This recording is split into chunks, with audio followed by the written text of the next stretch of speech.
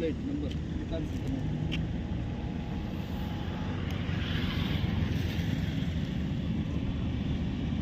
Diesel leak ಆಗ್ತಾ ಇಲ್ಲ, oil leak ಆಗ್ತಾ ಇಲ್ಲ.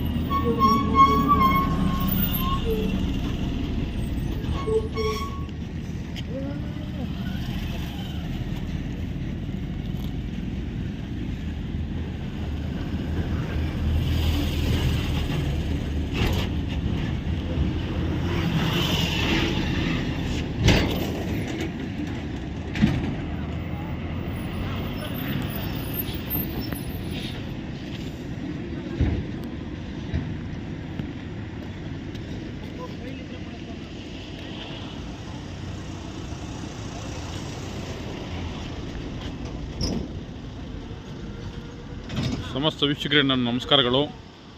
ಏನು ಈಗ ಅಂದರೆ ಸಮಯ 11:24 ಆಗಿದೆ, 11:24 ಆಗಿದೆ. ನಮಗೆ ಕೇಳಿಬಂತು ಏನಂದರೆ ಏನು ಇಲ್ಲಿ ಒಂದು ಲಾರಿ ಒಂದು ಅಪ್ಸೆಟ್ ಆಗಿಬಿಟ್ಟಿದೆ, ಬಿದ್ದೋಗಿದೆ ಅಂತ ಹೇಳ್ಬಿಟ್ಟು. ಇಲ್ಲಾಂದರೆ ನರಸಿಂಹತೀರ್ಥ ಬಳಿ, ವೃತ್ತದ ಬಳಿ ಇನ್ನೇನು ಇಲ್ಲಿ ಕಾಮಗಾರಿ ಆಗ್ತಾಯಿದೆಲ್ಲ, ರಸ್ತೆ ಕಾಮಗಾರಿ, ಏನು ಬ್ರಿಡ್ಜು, ಇಲ್ಲಿ ಸರಿಯಾಗಿ ಒಂದು ಲಾರಿ ಅಪ್ಸೆಟ್ ಆಗಿಬಿಟ್ಟಿದೆ. ಇಲ್ಲಿ ನೋಡ್ಬೋದು ದೃಶ್ಯಗಳಲ್ಲಿ.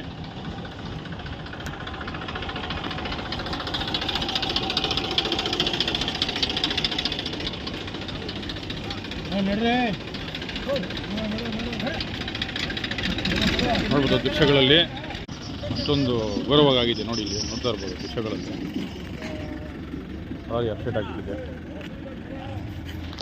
ಇಲ್ಲಿನ ಮೂಲದ ಪ್ರಕಾರ, ಇಲ್ಲಿನ ಸ್ಥಳೀಯರ ಪ್ರಕಾರ, ನಮ್ಮ ಪೊಲೀಸ್ ಸಿಬ್ಬಂದಿಯವರ ಪ್ರಕಾರ ಹೇಳೋದೇನೆಂದರೆ, ಈ ಲಾರಿಯಲ್ಲಿ ಚಾಲಕನು ಒಬ್ಬನೇ ಅಂತ ಇದ್ದಿದ್ದು, ಅವನಿಗೆ ಕೈ ಸ್ವಲ್ಪ ಫ್ರ್ಯಾಕ್ಚರ್ ಆಗಿದೆ ಅಂತೆ, ಈ ಥರ ಅಪ್ಸೆಟ್ ಆಗಿ ಬಿದ್ದೋಗಿದೆ.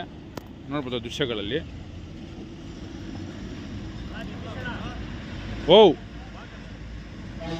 ನೋಡ್ಬೋದು ದೃಶ್ಯಗಳಲ್ಲಿ. ನಮ್ಮ ಹುಡುಗರು ಯಾರು ನೋಡಿಲ್ಲ ಅಂದ್ರೆ ಕತ್ತಲಾಗಿದೆ, ಕೆಳಗೆ ಬಿದ್ದಿದೆ, ಬಟ್ ಯಾರು ನೋಡಿಲ್ಲ ಅಂದ್ರೆ ಆತನ ಪ್ರಾಣನೇ ಹೊಟ್ಟೋಗ್ಬಿಡ್ತಿತ್ತು ಇವತ್ತು. ಆದ್ರಿಂದ ಎಚ್ಚೆತ್ಕೋಬೇಕು, ನಮ್ಮ ಶಾಸಕರು ನಮ್ಮ ಸಹಕಾರ ಕೊಡಬೇಕು. ನಮ್ಮ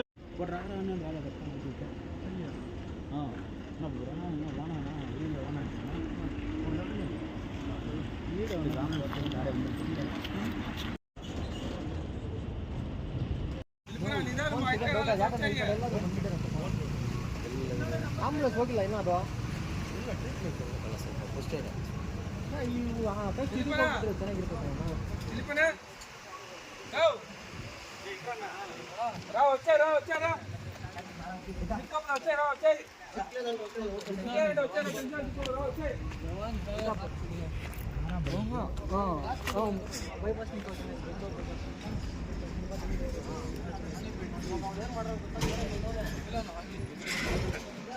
ಖಾಲಿ ಕ್ಲಾಸ್ ಅಂತ ನೋಡಾಕಲ್ಲ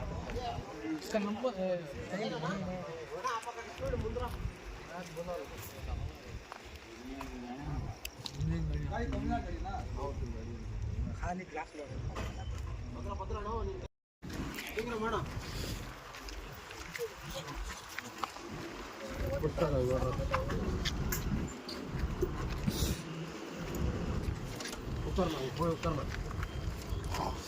ಪರವಾಗಿಲ್ಲ, ಉಕ್ಕರ್ನ ಇನ್ನೂ ಆಗದ ಉಕ್ಕರ್ನ ಪರವಾಗಿಲ್ಲ ಇರೋಣ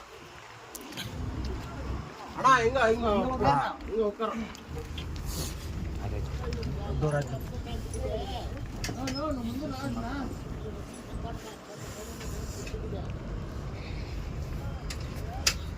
ಎಮರ್ಜೆನ್ಸಿ ನೋಡಿ ಮೇಡಮ್, ಹಂಗೆ ಅವ್ರ ಓನರ್ ನಂಬರ್ ಇಚ್ಚಿದ್ರೆ ಬಾಗುಂಡೆ.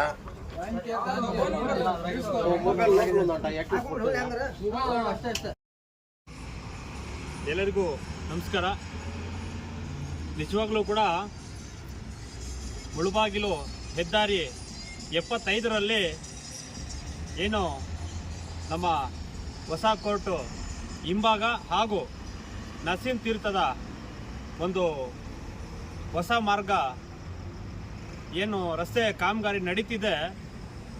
ಇದು ಏನು ಇವತ್ತು ಲಾರಿಯಲ್ಲಿ ನೋಡಿ, ಇವತ್ತು 11 ಗಂಟೆ ಆಗಿದೆ, ಲಾರಿ ಮೇಲಿಂದ ಬಿದ್ದು ಕೆಳಗಡೆ ಬಿದ್ದಿದೆ. ಲೋಡ್ ಗಾಡಿ ಇಲ್ಲ, ಖಾಲಿ ಗಾಡಿ ಬಿದ್ದಿದೆ ಮೇಲಿಂದ. ಬಟ್ ಆ ಒಂದು ಡ್ರೈವರ್ ಒಬ್ಬರೇ ಇದ್ದರು, ಆ ಡ್ರೈವರ್ಗೆ ಕೈ ಮುರಿದಿದೆ. ಈ ಒಂದು ಸಂದರ್ಭದಲ್ಲಿ ನಾನು ಹೆದ್ದಾರಿಯ ಗುತ್ತಿಗೆದಾರರಾಗಿರುವಂತಹ ಮೊನ್ನೆ ಕೂಡ ಎಚ್ಚರಿಕೆ ಕೊಟ್ಟಿದ್ದೀನಿ, ಆದಷ್ಟು ಕಾಮಗಾರಿನ ಬೇಗ ಮುಗಿಸಿ ಅಂತ. 2-3 ವರ್ಷಗಳಿಂದ ಈ ಕೆಲಸ ಎಷ್ಟು ನಿಧಾನಕ್ಕೆ ಮಾಡ್ತಾ ಇದ್ದಾರೆ ಅಂದರೆ ಅಷ್ಟೊಂದು ನಿಧಾನಕ್ಕೆ ಮಾಡ್ತಿದ್ದಾರೆ.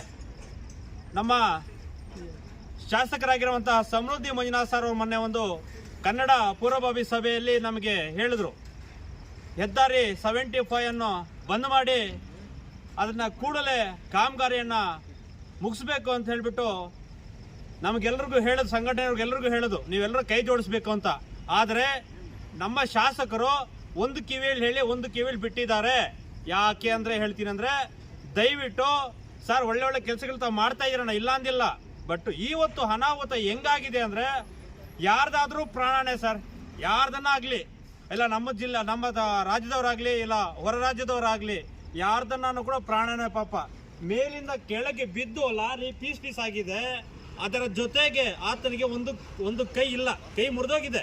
ಅದನ್ನು ಫೋಟೋ ಸಮೇತ ನಮ್ಮೇ ಹುಡುಗರು, ನಾನು ಮನೆ ಹತ್ರ ಇದ್ದೆ, ಆಚೆ ಇದ್ದೆ, ಮನೆಗೆ ಹೋಗೋಣ ಅಂದ್ಬಿಟ್ಟು ಮನೆಗೆ ಹೋಗ್ತಿರುವಾಗ ನನಗೆ ಫೋನ್ ಮಾಡಿದ್ರಣ್ಣ, ಈ ಥರ ಲಾರಿ ಬಿದ್ದೋಗಿದೆ, ಇಲ್ಲೊಂದು ಕಾಮಗಾರಿ ನಡೀತಾ ಇದೆಯಲ್ಲ 75 ನರಸಿಂಹ ತೀರ್ಥ ಹತ್ರ ಲಾರಿ ಬಿದ್ದೋಗಿದೆ ಅಂತ. ನಾನು ಓಡ್ ಬಡೋಷ್ಟಿಗೆ ನಮ್ಮ ಹುಡುಗರು ಎಲ್ಲರೂ ಸೇರಿ ಅದನ್ನು, ವಿಜಯಣ್ಣ ನಮ್ಮ ಅಫ್ಸರ್ ಎಲ್ಲರೂ ಕೂಡ ಸೇರಿ ಆ ಆಂಬುಲೆನ್ಸ್ನ ಕರೆಸಿ, ಮತ್ತು ಅದ್ರ ಜೊತೆಗೆ ನಮ್ಮ ಪೊಲೀಸ್ ಇಲಾಖೆಯವರು ಅವ್ರಿಗೆ ಮಾಹಿತಿ ಕೊಟ್ಟಿದ್ದಕ್ಕೆ ನಾವು ಬಂದರು. ಅವರೆಲ್ಲ ವರ್ಮಂಟು ಅವರು ಮತ್ತು ನಮ್ಮ ನಗರ ಠಾಣೆಯ ಎಲ್ಲ ನಮ್ಮ ಶಿವರಾಜನ ಅವರೆಲ್ಲ ಕೂಡ ಬಂದು ಆಂಬುಲೆನ್ಸಲ್ಲಿ ಹಾಕಿ ಅವನ್ನ ಕಳಿಸ್ಕೊಟ್ಟಿದ್ದಾರೆ. ನಿಜವಾಗ್ಲೂ ಕೂಡ ಹೇಳ್ತಾ ಇದ್ದೀವಿ, ಒಳ್ಳೆ ಮಾತಿಂದ ಹೇಳ್ತಾ ಇದ್ದೀವಿ, ಎಚ್ಚೆತ್ತುಕೊಳ್ಳಿ.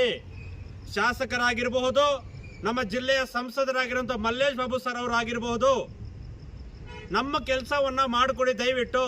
ಇಂಥ ಅನಾಹುತಗಳು ತುಂಬಾ ನಡೀತಾ ಇದೆ. ಇದರ ಬಿಟ್ಟು ಸ್ವಲ್ಪ ಮುಂದೆ ಹೋದ ಒಡ್ಡಳ್ಳಿಯಲ್ಲಿ ಎಷ್ಟು ನಿಧಾನವಾಗಿ ಕೆಲಸ ನಡೀತಾ ಇದೆ ಅಂದ್ರೆ, ಆ ಕಡೆ ಅದೂ ಆಗಿಲ್ಲ, ಈ ಕಡೆ ಇದೂ ಆಗಿಲ್ಲ. ಆ ಕಡೆ ಮುಂದೆ ಆ ವಿರೂಪಾಕ್ಷಿ ರಸ್ತೆ, ಗೇಜಾಪ್ ರಸ್ತೆ ಎಲ್ಲವೂ ಕೂಡ ನಿಧಾನವಾಗಿ ಕೆಲಸಗಳು ನಡೀತಾ ಇದೆ. ಆಮೇಲೆ ರೀತಿಯಲ್ಲಿ ಏನು ಕೆಲಸಗಳು ನಡೀತಾ ಇದೆ, ನಾನು ಎಚ್ಚೆತ್ತುಕೊಳ್ಳಿ ದಯವಿಟ್ಟು ಮನವಿ ಮಾಡ್ತಾ ಇದ್ದೀನಿ. ಮುಂದಿನ ದಿನಗಳಲ್ಲಿ ನಮ್ಮ ಶಾಸಕರು ನಮಗೆ ಸಾಥ್ ಕೊಡಬೇಕು. ಈ ಹೆದ್ದಾರಿಯನ್ನ ಬಂದ್ ಮಾಡಿ ಅವರು ಪ್ರಾಣವನ್ನ ಉಳಿಸಿದ್ದಾರೆ. ಅಕಸ್ಮಾತ್ ನಮ್ಮ ಹುಡುಗರು ಯಾರು ನೋಡಿಲ್ಲ ಅಂದ್ರೆ, ಕತ್ತಲಾಗಿದೆ, ಕೆಳಗೆ ಬಿದ್ದಿದೆ, ಬಟ್ ಯಾರು ನೋಡಿಲ್ಲ ಅಂದ್ರೆ ಆತನ ಪ್ರಾಣನೇ ಹೊಟ್ಟೋಗ್ಬಿಡ್ತಿತ್ತು ಇವತ್ತು. ಆದ್ರಿಂದ ಎಚ್ಚೆತ್ಕೋಬೇಕು. ನಮ್ಮ ಶಾಸಕರು ನಮ್ಮ ಸಹಕಾರ ಕೊಡಬೇಕು. ನಮ್ಮ ಜಿಲ್ಲೆಯ ಸಂಸದರು ಮಲ್ಲೇಶ್ ಬಾಬು ಸರ್ ಸಹಕಾರ ಕೊಡಬೇಕು ಅಂತ ಹೇಳ್ತಾ, ಇವತ್ತು ಪೀಸ್ ಲಾರಿ ಆಗಿದೆ, ಪ್ರಾಣ ಅಪಾಯ ಇಲ್ಲದೆ ಒಂದು ಕೈ ಮಾತ್ರ ಮುರಿದಿದೆ ಪಾಪ. ಆ ಒಂದು ಎಚ್ಚೆತ್ತುಕೊಂಡು ಸಹಕಾರ ಕೊಡಬೇಕು ಅಂತ ಸಂದರ್ಭದಲ್ಲಿ ಹೇಳ್ತಾ, ನಾನು ಮತ್ತೊಮ್ಮೆ ಪದೇ ಹೇಳ್ತಾ ಇದ್ದೀನಿ ಗುತ್ತಿಗೆದಾರರಿಗೆ, ನಿಮಗೆ ಏನಾದ್ರೂ ಮಾನ ಮರೆ ಇದ್ದಿದ್ರೆ ಈ ಕೆಲಸ ಯಾವಾಗ ಮಾಡ್ಕೊಡ್ತಾ ಇದ್ರು. ಆ ಗೋಡೆಗೆ ಪ್ಲಾಸ್ಟಿಂಗ್ ಮಾಡಿ, ಮನೆಗೆ ಪ್ಲಾಸ್ಟಿಂಗ್ ಮಾಡಲ್ವ ನಾವು, ಆ ರೀತಿ ಗೋಡೆಗಳಿಗೆ ಪ್ಲಾಸ್ಟಿಂಗ್ ಮಾಡಿದ್ದಾರೆ. ಮಾನ ಮಾಡಿದ್ದಾರೆ ನಿಮ್ಗೆ, ಏನ್ ತಿಳ್ಕೊಂಡಿದ್ದಾರೆ ನೀವು? ಮತ್ತೆ ಗುತ್ತಿಗೆದಾರರು ನೀವು, ಹೆದ್ದಾರಿಯ ಗುತ್ತಿಗೆದಾರರು. ಇಂಥ ಕೆಲಸಕ್ಕೆ ಎಲ್ಲೆಲ್ಲಿ ಸ್ಟಾಪ್ ಮಾಡಿ ಎಷ್ಟು ಜನರಿಗೆ ಯಾಕೆ ತೊಂದರೆ ಕೊಡ್ತಾ ಇದ್ದೀರಾ? ಸಾವಿರಾರು ರಸ್ತೆಗಳಲ್ಲಿ ಓಡಾಡುವಂತಹ ವೆಹಿಕಲ್ಸ್ಗಳು, ವಿದ್ಯಾರ್ಥಿಗಳು ಶಾಲಾ ವಾಹನಗಳಲ್ಲಿ ಓಡಾಡ. ಆಯ್ತು, ಒಂದು ಮಾತು ಹೇಳ್ತೀನಿ ನೋಡಿ, ಇವತ್ತು ಲಾರಿ ಬಿದ್ದಿದೆ, ಪೀಸ್ ಆಗಿದೆ, ಆತನ ಪ್ರಾಣ ಅಪಾಯದಿಂದ ಪರಾಗಿದ್ದಾನೆ. ಒಂದು ವೇಳೆ ಈ ರಸ್ತೆಯಲ್ಲಿ ಶಾಲಾ ಕಾಲೇಜು ಮಕ್ಕಳು ಸಾವಿರಾರು ಸಂಖ್ಯೆಯಲ್ಲಿ ಬಸ್ಸುಗಳು ಓಡಾಡುವಂತ ಯಾರಾದ್ರೂ ಮಕ್ಕಳಿಗೆ ಯಾರಾದ್ರೂ ಅನಾಹುತ ಹಾಕಿದ್ರೆ ಯಾರ್ರೀ ಹೊಣೆ ಇದಕ್ಕೆ? ಗುತ್ತಿಗೆದಾರರೇ ನೀವು ಹಾಕ್ತೀರೇನ್ರಿ? ಇದನ್ನ ಎಚ್ಚೆತ್ತುಕೊಳ್ಳಿ ಕೂಡಲೇ.